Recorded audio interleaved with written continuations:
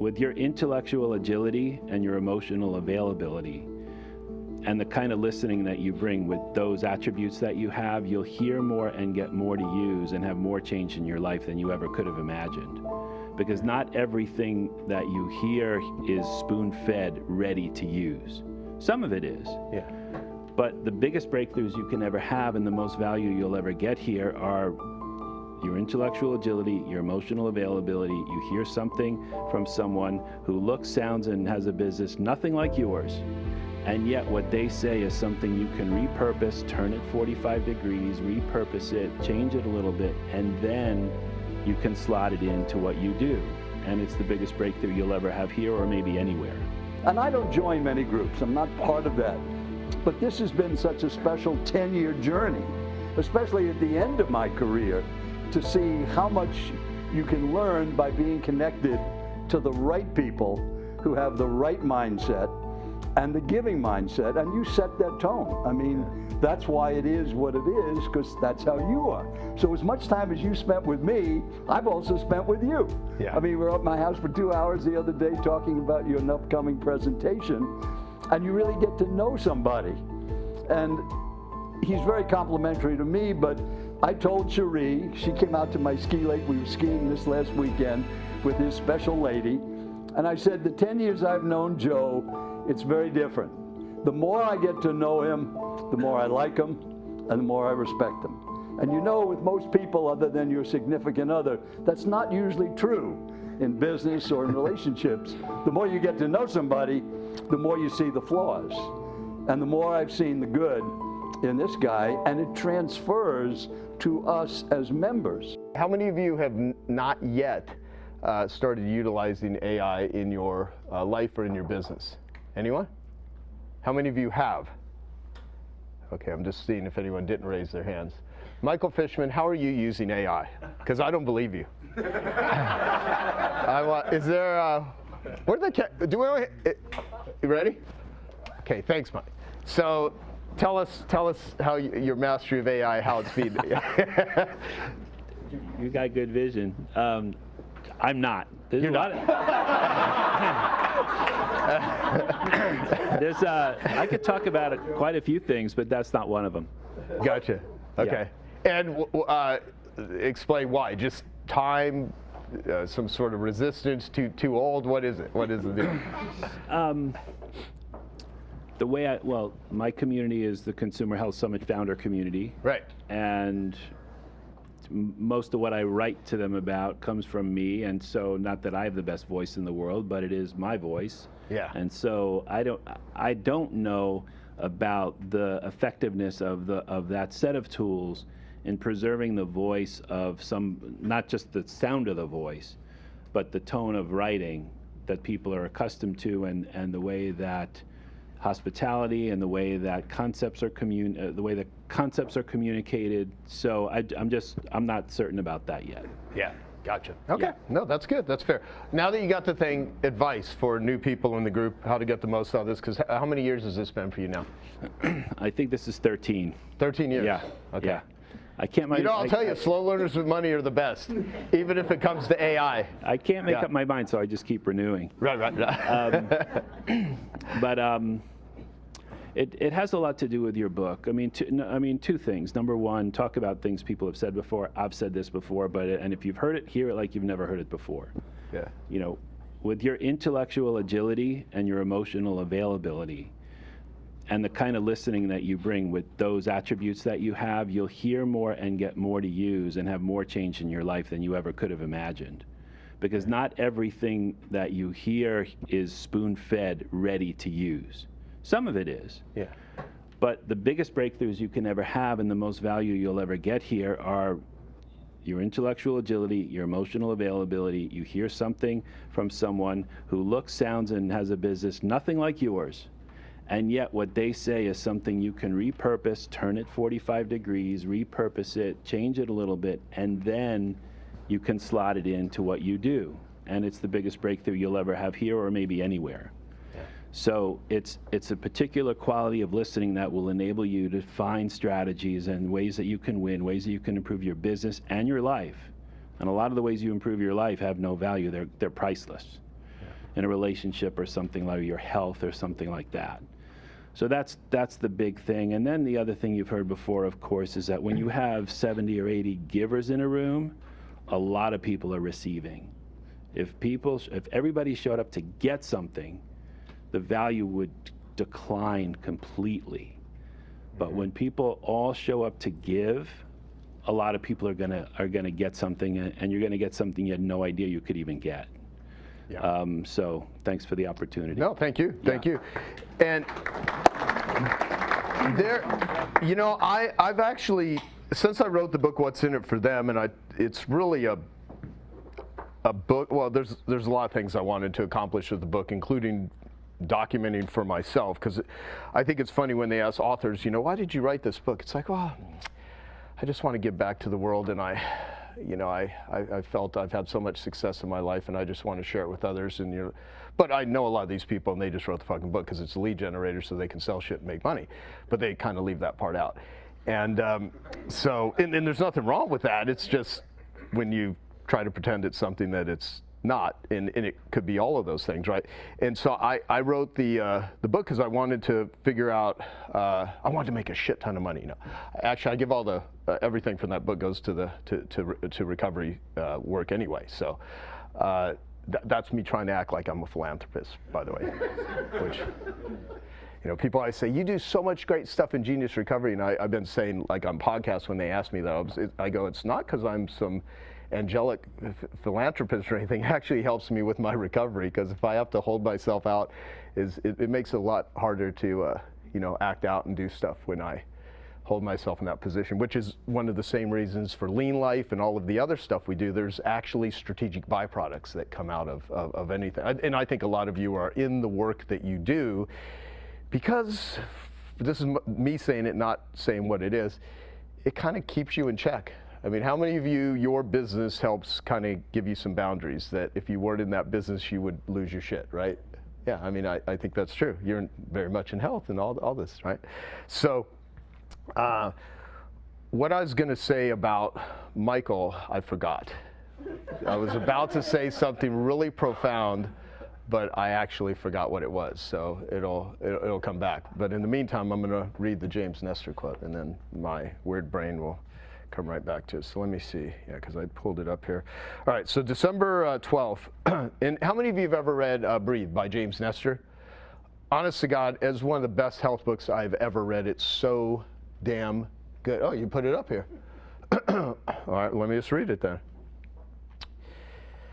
Where did it go? On here. Okay, Joe, hope you are recovered after the event. I just wanted to say thank you for inviting me. Honestly, I had no idea what I was going to be walking into. I thought the event was like 50 or so people. We had 400 people there. When I showed up, my jaw dropped. Not only did each presenter blow my mind, but every single person I met in the audience, I met dozens and dozens, was so generous and selfishly helpful. I'm used to getting pitched all kinds of shit by super annoying people at every conference I speak at. None of that happened at your event. It was so refreshing. And now I understand the ethos of the Genius Network, which he said it way better than I could. A, don't be a dick. B, don't be sleazy. C, lead with giving instead of taking. I had an absolute blast and made some very interesting contacts for the research of my new book. So damn, thanks again. It was a real privilege. Please stay in touch. And he's a great dude. And what I like about why it's meaningful to me is I've seen him be offered millions of dollars to take his work and do movies and documentaries that would commercialize it in a way that would be, it's just not congruent with his value system. And I've seen that guy turn down money because he's like, nope, it's not an ethical use of how I want the work put out there. And so there's not a lot of journalists like that. Like they don't build them like that as much as they maybe, I don't know if they ever did, but I'm not. So he's just a great guy, and I respect him, and he's a good dude. So when I hear that, but I think that's exactly how Joel Weldon would describe Genius Network. Because Joel, as you know, is new people here. All I have to, Joel's a very helpful guy, but he's got a potty mouth. Just the I mean, at 82 years old, Joel has gotten to the point like, I don't know. You say something, Joel. I mean, like I don't want. I mean, just yeah. Just try to behave a little bit. So you've been in Genius Network 8 years? 10. 10 years. I should know this better. Yeah. See, I really demonstrated I don't care about our clients or the lifetime value. So, Joel, by the way, Joel's, to not sound like a complete jerk, partial jerk, not complete. Joel has always been one of the most helpful humans on the planet, and I learned so much from this guy, not because of what he says and what he knows, but how he actually lives. I mean, I've been to his house numerous times. He's just a good human, and he's super helpful, and he's awesome, but he also can teach you a lot of stuff, and he's, this is a connection network, and so Joel has made and helped people with so much connection. So what would you suggest to new people on how to get the most value out of Genius? Well, I think one of the things that you've heard, it is the network, but it's the environment.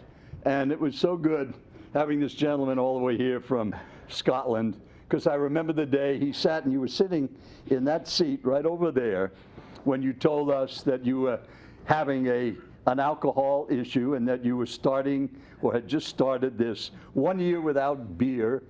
And it was a very open and touching moment. And the reason he was able to say that, it was a safe environment. And here you had this guy come to the annual event, didn't know anything, and he immediately picked up on what this is about. And I don't join many groups, I'm not part of that. But this has been such a special 10-year journey, especially at the end of my career, to see how much you can learn by being connected to the right people who have the right mindset and the giving mindset, and you set that tone. I mean, that's why it is what it is, because that's how you are. So as much time as you spent with me, I've also spent with you. Yeah. I mean, we were at my house for 2 hours the other day talking about your upcoming presentation, and you really get to know somebody. And he's very complimentary to me, but I told Cherie, she came out to my ski lake, we were skiing this last weekend with his special lady, and I said, the 10 years I've known Joe, it's very different. The more I get to know him, the more I like him, and the more I respect him. And with most people other than your significant other, that's not usually true in business or in relationships. The more you get to know somebody, the more you see the flaws. And the more I've seen the good in this guy, and it transfers to us as members. But it takes time. Michael, all the years that I've known you, and you're always here and giving, and my 10 years, it takes a while. So if you're a first-timer here, it's not going to happen in the next 2 days. It's going to happen over the next couple of years, and it's going to be a wonderful gift to you. So it's feeling a safe environment and being a giver and telling the truth.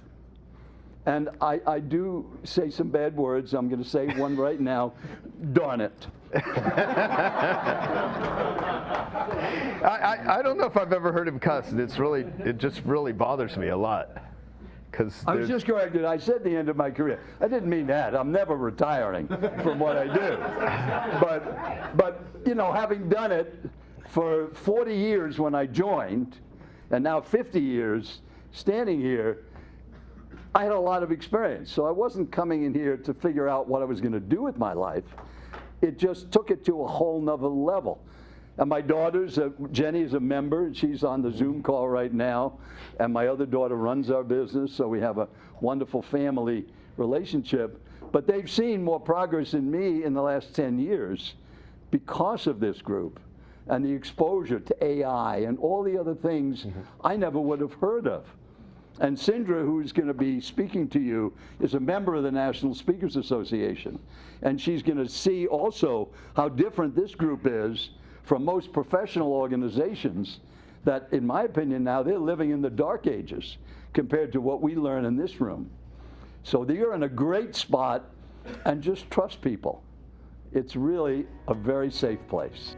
Hey, I hope you're enjoying this video, and I want to let you know that I have a new book that's come out, and if you'd like to get it absolutely free, there's a link below in the description, or you can wait till the end of this video, or you can simply go to joesfreebook.com and you can get a copy there.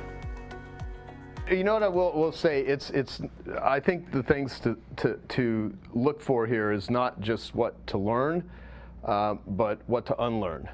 What you're doing currently that may have gotten you to one point, but that is not going to get you to, it's sort of a version of the Joseph Campbell quote where the line, the cave you fear to enter holds the treasure that you seek.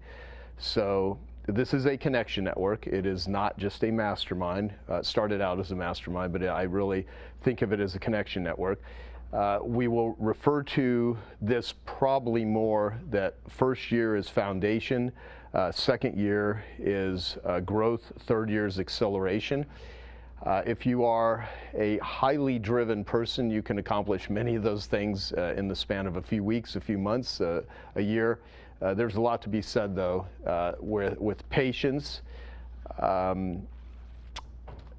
There's a, I thought it used to be right up there on the wall, but it's somewhere else in the office now. It says, you know, why is patience a virtue? Why can't hurry the fuck up be a virtue?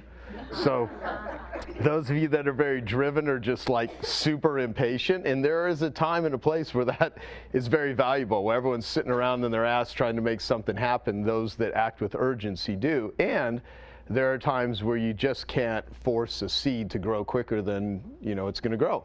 And so you have to, it's a little bit of a mixed bag. So we have to deal with the, you know, with our own hypocrisies and with our own, you know, mixed views on something. And some of you wake up every day and you just feel happy and grateful, and other people have to work really hard to see that. And some of you are goal setters, and others of you are problem solvers.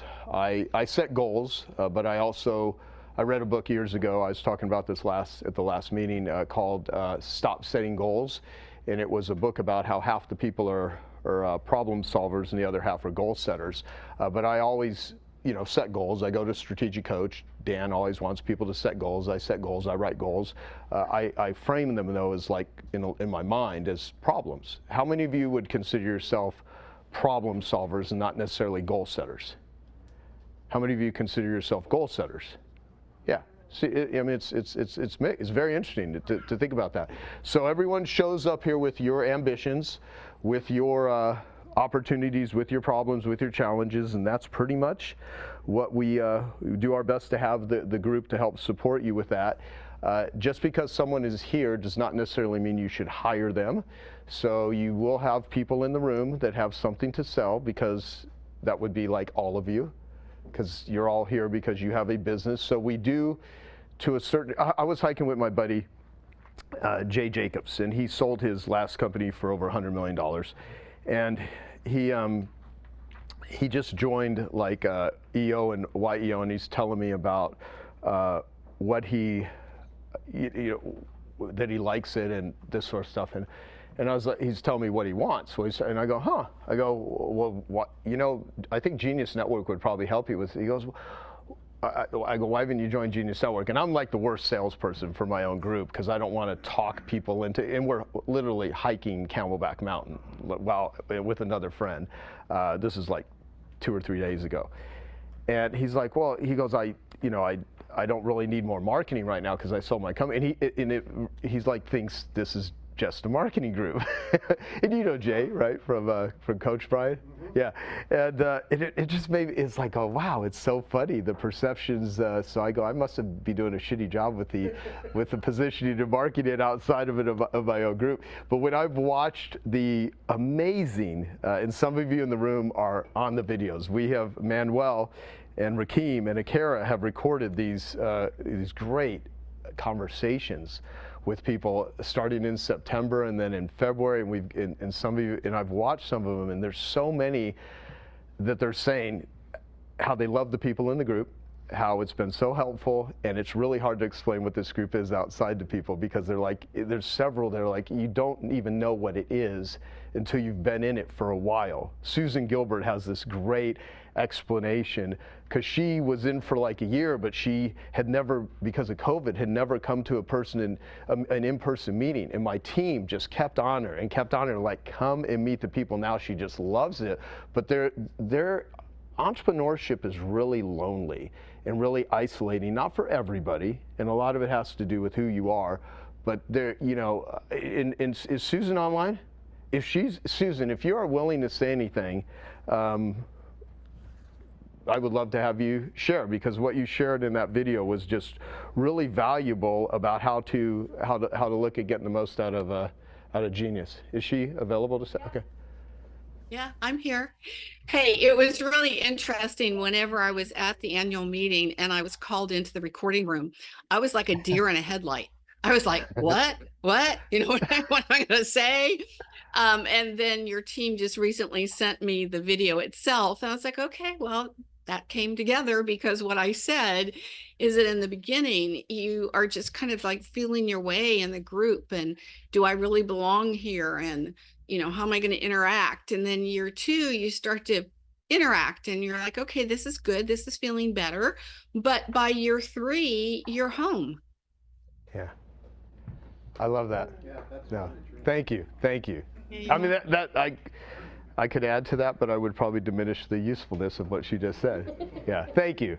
Yeah, and that's a great line, home. I really, because and I'll tell you, when I meet young entrepreneurs, there's a part of me that I have to refrain myself from all of the stupid shit when I was young that older people were trying to warn me about. Oh, you got to do this, you got to do that, because you can only hear something from kind of where you're at. And you need to deal with people at the level at which they'll respond. And a lot of you were very successful right out of the gate in terms of behaviors, attitude, ambition, challenging, competitiveness, work ethic, but you didn't know how to piece it all together. So you weren't respected, you weren't viewed. A lot of you crashed and burned, had a lot of failures, maybe some addictions, maybe some mental illness, maybe some, betrayals, maybe just lots of dumb shit. And I always like saying to young entrepreneurs, if I would have known being successful was this much work, I would have stuck with being a loser. Because you have no idea early on how much effort it often takes. Has anyone read the amazing book by Dale Carnegie, How to Stop Worrying and Start Living? Yeah. There's a story in there where he talks about his, it's another guy, not Dale Carnegie, but he has people that give examples of how they overcame worry and overwhelm. And one of them is the guy watching his wife wash dishes.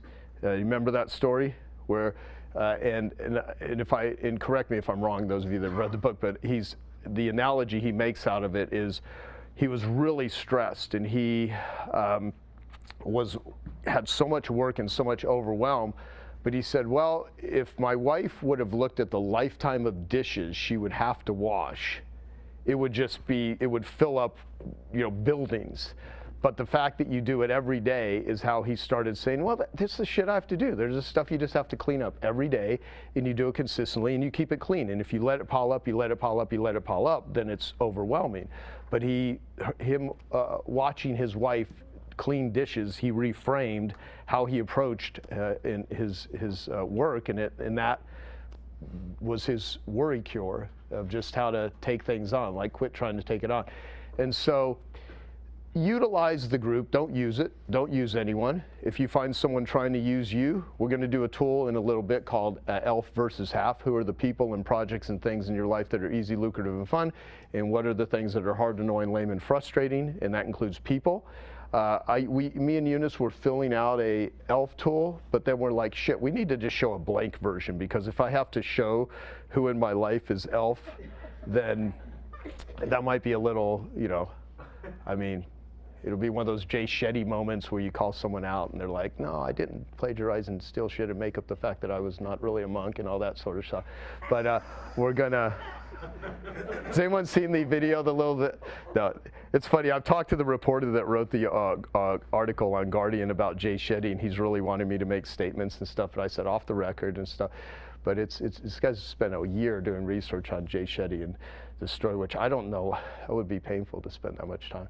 But Jay puts out good videos, and he's a handsome, pretty blue eyes and whatnot. But we'll come back. If we need material later, just say Jay Shetty, and I'll just insert some. If there's a lag in the programming here. All right, so I'd like to get yes. Can we throw? I've done this once before on Zoom. I feel like I have to argue with or throw a counter view into something over the last few minutes, which is it doesn't have to take 3 years. And I've said this before. So I don't want to sound like a dick, but I'm allowed to say that now because you put that on the screen. Because Joel gave you permission. And I am a dick, yeah. And in 3 years' time, I might be like, oh, you were all right. But right now, me on 10 months will say, if you surrender to this room of people properly, and I can feel myself welling up as I'm saying it, you can do it in your first session here. Like, my life was completely changed and transformed in the first 2 days last June, because I ignored what you all said about it takes 3 years, because I think if we keep saying that, it'll be true. And there's a depth of relationship you can get with people in this room if all you do is try and get nothing from it yourself over the next 2 days and just give to everybody else, you'll end up with a shitload of stuff for yourself anyway. Just trust me, that'll just happen. Yeah. So yeah, I'm calling bullshit, sorry. Oh, no. By all means, no, thank you. And so, like I said, because I did say this, is that you oftentimes can do all three in a matter of days, weeks, months. Here's what I would say, though. Part of the reason I say foundation, growth, acceleration is there's a lot of people that become incredibly impatient. I also know that this is not the only group, book, thing that everyone's investing in, and I know that entrepreneurs are rarely monogamous when it comes to ideas and different stuff. They're just doing everything, right? And so people become impatient, and I have seen this over and over, because I first started my first coaching group in 1998. And we would have people that would come in, make a shit ton of money in the beginning, have a big spurt in their business. It's like, oh, we figured everything out, and they drop out and they quit. So there's the business side of me that's like, oh yeah, I want long-term clients. I want Michael Fishmans. I want Joel Weldon's. I want people because the more someone's in here, the better I believe it becomes for them if they utilize it. And secondly, it takes a while to really get to know some people. And what I would see happen is people would drop out, and then they would start losing momentum because it was the group. And we see it in Strategic Coach all the time. Like I always stay with Dan and Babs when I go to coach. We were just there like what, a week, last week or whatever, and they have a term that they have in Strategic Coach called in, out, in, where people are in Strategic Coach, they drop out, business drops, their life gets all screwed up, they join back in, because it's like, oh, things were working better. And so the foundation, growth, acceleration, I mean, I have people that have come into Genius Network and they've made millions of dollars literally in a few months, just from relationships and things that they've learned. And I hope that does happen, and I hope it speeds up. That being said, though, how many of you feel like you're you've been in business for a while, but you feel like you just started a startup? You have a startup right now. How many of you feel like that, right? So we're all going through different phases. So what you're saying is absolutely right, and it's a context thing. I just wanted to explain it that way. So thank you very much for sharing that. And if we could throw it to Patty Ann.